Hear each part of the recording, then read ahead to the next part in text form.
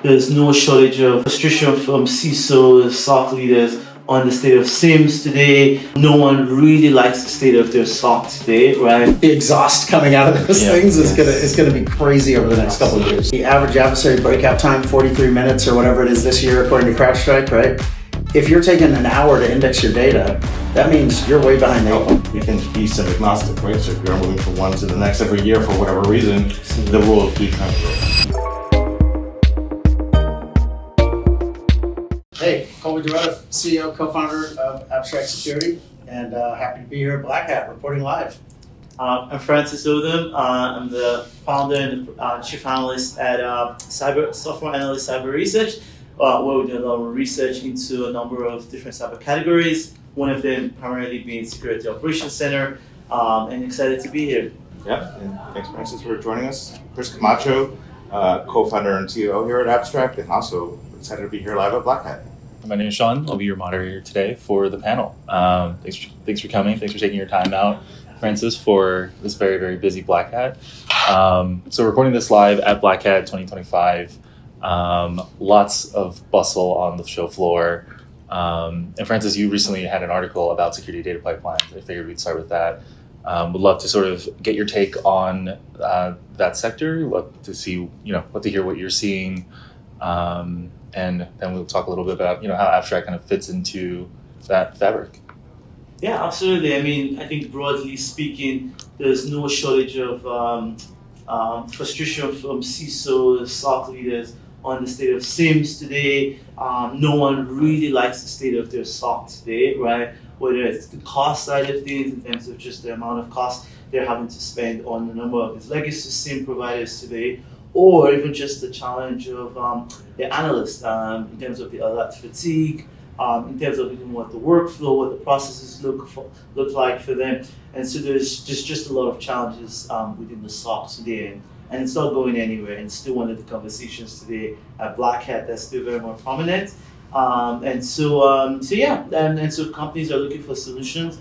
They're looking for different ways to solve for this, and obviously one of the reasons why we wrote that report was primarily because security data pipelines are going to play a crucial role in helping to elevate both of those two ones. One, the cost, and then obviously how the analyst experience. And so these are all big conversations, and they're not going anywhere anytime soon.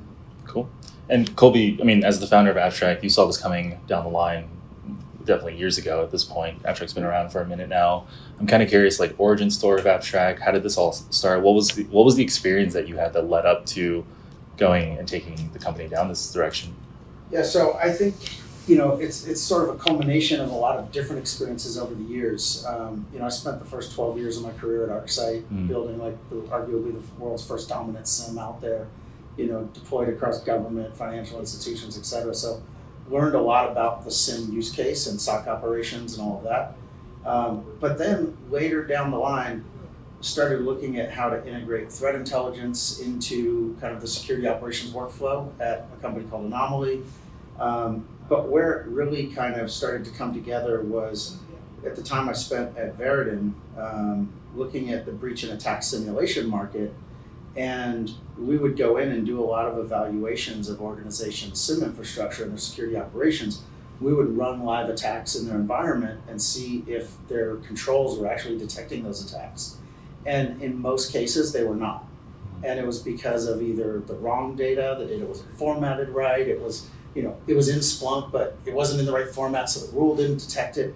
All these operational kind of gaps, because most of the SIEM infrastructure and security operations infrastructure out there is really based on legacy monolithic kind of architectures. And, so it's kind of like, hey, what's next after that? I think it's a combination of kind of going back to the roots and sort of re-architecting what does the SOC of the future look like. And for us, the natural path there was starting with security data pipelines so that we could get a handle on the data. And I think it all comes down to the data. We're seeing that, the growth of security data and telemetry data out there is just growing exponentially. That's only about to get worse with all of the AI agents that are now doing work on our behalf. The exhaust coming out of those things is gonna be crazy over the next couple of years. AI exhaust is image. I never thought about it that way. Actually, it's such a good point. Actually, yes, because those exhausts come out as logs and That's metrics right. and all kinds That's of systems, and you absolutely have to monitor this. Your SIEM has to make sure you're capturing this, and even more so than anything, yeah, SIEMs are like we need more data Right. to ensure that we're having good visibility here. So yes, it's actually a very good analogy to think about the volume of data now that's coming into this modern SIEM and how that's going to grow over time. But a lot of it is also noise, Yes. right? So how do you Yes. reduce the noise from what's important to the incident responders and the SOC, right? How do you clean the exhaust? And you clean the exhaust. Catalytic converter. There you go. we're like the catalytic converter for I like data. that. I like that analogy. Oh my Love it. gosh, this is a great analogy. This is one. Sorry, What's I'm a the- car guy. I love that. Yeah. That's that. What's the equivalent of a car thief, where they steal your catalytic converter? Oh, I hate those guys. Yeah. Yeah. Oh yeah, that's right. Yeah. So Chris, you and Colby, you've been having meetings with prospects, I'm sure, throughout Black Hat. I'm kind of curious, what has been the enterprise response to everything that Abstract is offering? Actually, it's quite easy. I think every single meeting we've had in here was, I'm spending too much on my SIEM. Whatever SIEM, right? From the smallest to the largest, it's always too much. So how can you guys help me reduce that spend or make it more efficient? Add analytics, right? And if I need to be, how do I migrate from one SIEM to the next, either now or over the next several years? That's every single discussion is what's coming up here. And then they're obviously intrigued by our Lake Villa. Like, what the heck's a Lake Villa, right? No, the data lake. But so we've modernized it, and that's been every single conversation that we've had. Awesome. Yeah. Awesome. How do you look at having a data strategy? In fact, we were meeting with some venture folks this morning, and they're like, well, what's one of the big benefits of a customer starting to kind of use your technology? And it was like, well, really, it's about starting to understand the data that you're actually collecting and how to start to prioritize and implement a strategy around that data so you can figure out like, well, this stuff's really important for my analytics and detection, so I'm gonna put that over here. Well, that stuff costs a lot of money to store in like fast storage and all of that. But this other stuff, I use it for like forensic hunting. So I'm just gonna put that in like cheaper kind of cost efficient storage, so to speak. And for instance, you helped us with our data strategy book. You did. That's where we started, right? So Yeah. we noticed that not that many people had a data strategy, so Nope. Oh, Yeah. yes. Yeah. Well, what's the old strategy? Collect everything, put it in the SIEM. put it in a sense, right? Absolutely. Right. Absolutely. Yeah, I think what I'm hearing is fundamentally in 2025 and moving forward, especially with AI exhaust and everything else that's going on, like there needs to be first of all, there needs to be a data strategy. And then also there needs to be one that's modern and the right fit for today's, which is why, Abstract has kind of gone towards this direction of shift left, right? Can you talk a little bit more about that, Colby, and what that Absolutely. story is? So, I think if you look at where the kind of SIEM and analytics industry has gone over the last, decade, let's call it, it's really, I always call it the post-index world. So you collect data, you write it to disk, you index it, then you run saved searches against that data, and that's what's kind of industry normal for analytics. Yeah. That puts you behind the 8 ball, right? The average adversary breakout time, 43 minutes or whatever it is this year, according to CrowdStrike, right? If you're taking an hour to index your data, that means you're way behind the 8 ball. So we envision a world, and like our platform allows our customers to actually do all that detection work in the stream before the data ever even touches a disk. Right? It's all in memory, in stream type analysis that we're doing. And that's integrated with threat intelligence. That's integrated with, a correlation engine that can do multi-source, cross-event correlation across different data sources. All these things are really hard to do when you're dealing with indexes. Yeah. Sounds like a much more holistic way to also take a look at it too. Yeah. Francis, you're the analyst here. Like, what are your thoughts on that? From everything that you're seeing, like, how unique is this? How innovative is this? And is this the right solution for a lot of the enterprises out there today?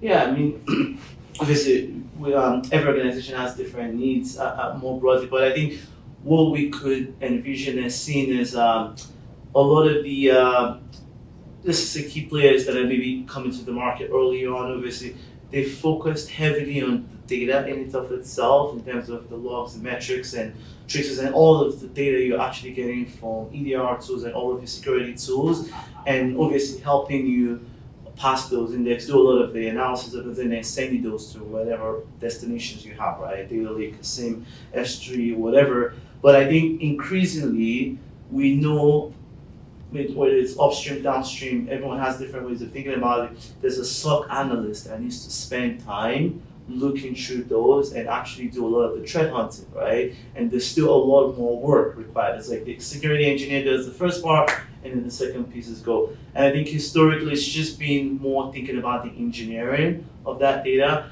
And I think what I really like about this approach of this shift left of bringing more detections, more in memory and in real time, is now you're cutting down some of the work that's going to have to be done by a lot of your threat hunting and so on. It's because now the alerts that are actually going to come through are a lot more higher fidelity, right? And so you actually, and we know on the other side of the SIEM, and I just published a report on AI SOC, we know there's huge analyst fatigue just because of false positives, detection rules that are breaking left and right, like inefficiencies of a lot of detection rules. And so there's a big problem that CISOs and SOC teams are complaining, and I do think bringing detections at the source and being able to help at least give a lot more higher fidelity to a lot of that data that's coming in or reduces a huge chunk of the work upstream. And so I do think there's huge, that's one of the reasons why I like the strategy. And I do think, yes,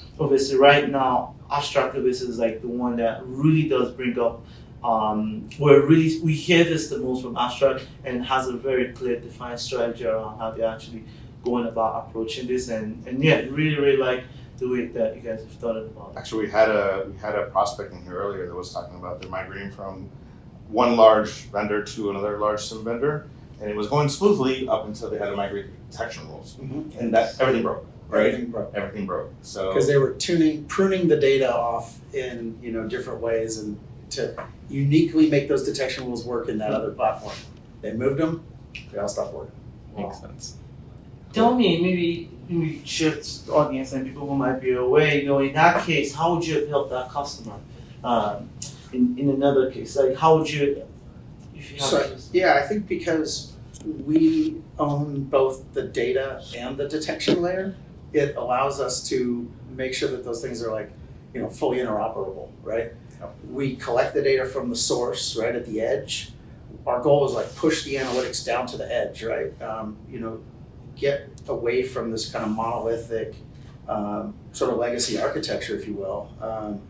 And in that case, because we own the data, we own the format, we can use multiple formats. We can do, OCSF, we can do KIM, we can do Ceph. It doesn't matter, right? It's just data and it's just a format. And our system fundamentally doesn't care what the data looks like. And we also allow organizations, you hear different words for it, data shaping, data cleaning, data enrichment, those kinds of things we do along the way in the stream as well. So we kind of bring all of that together because what really, I brought up Derodeff before and how we were running these breach and attack simulation scenarios and why the SIEMs weren't, triggering. Well, a lot of times there's a couple key problems. One is you have the logs change, so they're no longer parsed, they're no longer formatted correctly. Your detection rule is looking for a particular field in one of the events. Well, maybe the parsing breaks, that field's not there anymore, right? Your detection rule is now worthless. Or the biggest one we saw, and this one is almost mind-boggling, we would run a bunch of privilege escalation scenarios, right? And we would pop boxes and pop accounts and whatnot, and then they'd go log into their SIEM of choice, whatever it was, doesn't matter. And they go, I have all these MITRE attack rules, I have privilege escalation rules all over the place. None of them fired. Well, why didn't they fire? Well, let's go look at the rules. They were all looking for PowerShell logs. Oh wait, we're not collecting PowerShell. So those rules in essence are actually, they're consuming compute resources because you're running them as a safe search every 10 minutes or whatever, but you don't even have those logs. So why are you running those rules, right? So it's pretty funny. Yeah, that whole detection effectiveness is one of our kind of founding principles as well. In the example I gave, one of the reasons that they broke is they had the hyperscaler build on the detection rules, everything went great. But because they were built to that specific solution, when they migrated, everything broke, right? That's where we can help. We can be SIEM agnostic, right? So if you're moving from one to the next every year for whatever reason, the rules do transfer. This idea of like vendor lock-in or anti-vendor lock-in has been, I think, a phrase that I've heard a lot throughout the industry. And do you guys feel like the CISOs are prioritizing that and emphasizing that during like their procurement? I mean, my personal take is on the vendor side, there's a lot of companies that are trying to lock you in. Obviously, Right. they want to, ensure that they have good renewals and keep customers around. So it behooves them. But I think on the CISO side, there's sort of two thoughts on this, I think. One is you either decide to go all in with a particular platform provider, and you're seeing some of that now with, the CrowdStrikes and the Palos, et cetera, right? Mm-hmm. And then there's other CISOs who are kind of like, you know what, I want sort of best of breed in each of these areas, and I'm going to decouple some of these components. And we see a lot of that even with our platform, right? So some of our customers use just our security data pipelines. Some use that plus our analytics. Some use our data lake, and some use our full platform. So it really depends on the group itself. But I do feel like nobody wants to be locked in. You want kind of freedom to move your data around and be able to have it when you need it. I have to say, yeah, I completely agree. That's been a big use case. Like, there's been a lot of SIEM migrations, and obviously, not to call out names, but there's been obviously legacy SIEMs that have dominated this market. And I do think because of the cost pressures, many users are like more flexibility in terms of where they want to move their data to. And so we no longer want to send this to this legacy provider of any sort. We want flexibility in terms of how we're moving that. And so because of that, we want to make sure we have flexibility in our architecture. And I do think one of the biggest use cases we've actually heard this year in my work has been that SIEM to SIEM migration or SIEM to data lake migration, and the role of the data pipeline solution in being this intermediary point that pretty much gives you flexibility, gives you choice of what you want to do with your data, right? And it's been a big use case now.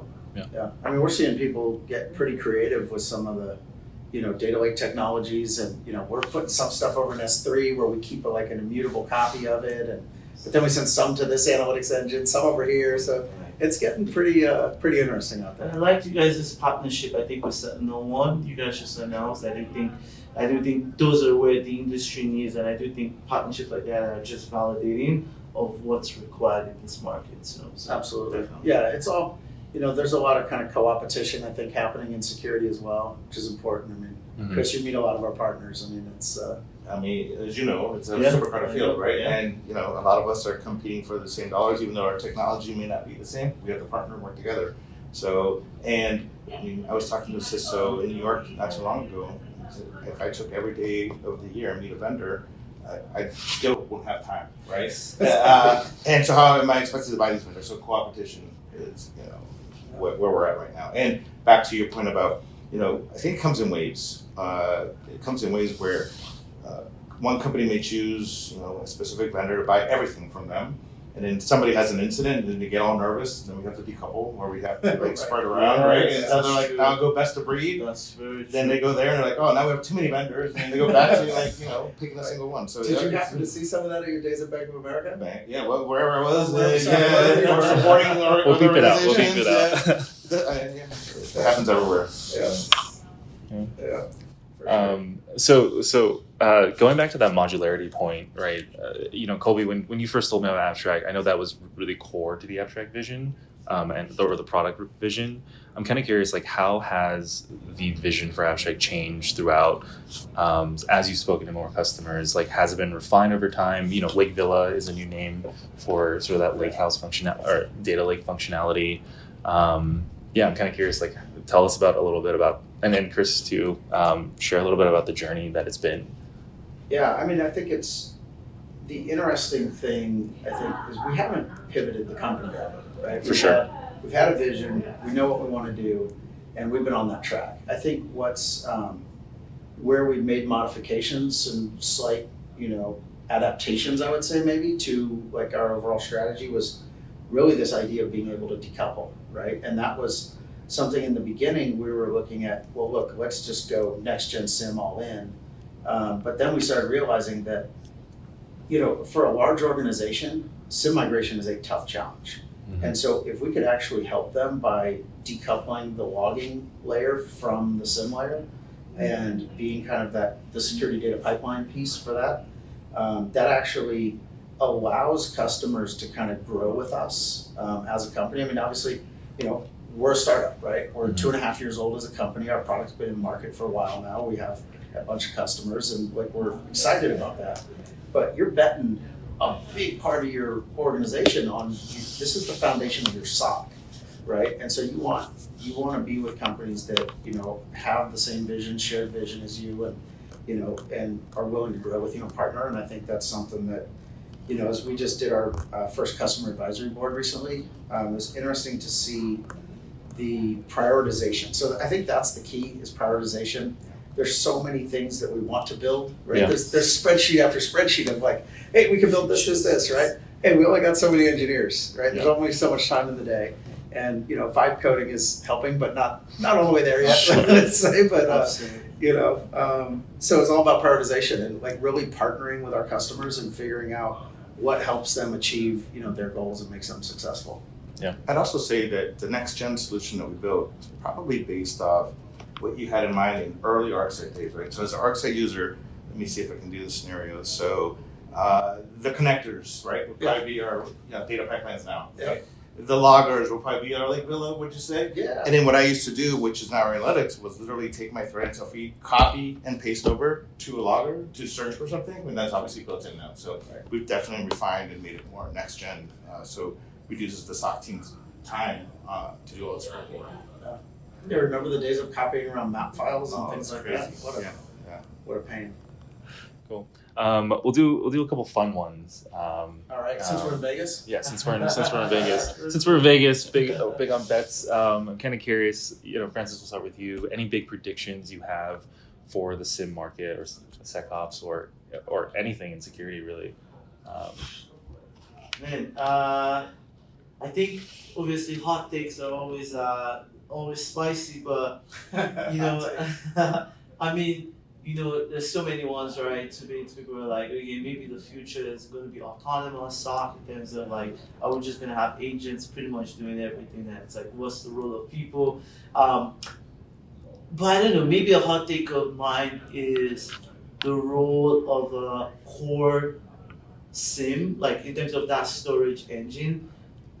Do we know how much of that is actually going to be quite relevant if we think 10 years from now, in an agentic world, in terms of like you get your data from the source, you do some enrichment on that, and then you have like an AI agent that actually helps with the triage. And then maybe you do need something for compliance and investigation, put that in a data lake, like a Lake Villa as an example, right? And then that reduces that need for that core. So that would just be my hot take of the role of what we've known that traditional SIEM to be like starts to play a lesser role. But okay, and Colby, in 5 words or less, what are some I would say advice for folks who are running security operations at companies?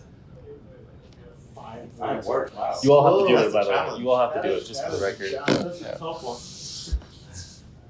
That's 3 words. Be diligent. I like it. Short and sweet. Chris? Build a data strategy. Build a data strategy. That was 5. No, 4. Yeah, that's 4. That's nice. Okay, Francis, we'll end with you. She left. Chick left. Well done. Hard. Well done. You're right. There you go. Drop the mic on 2 words.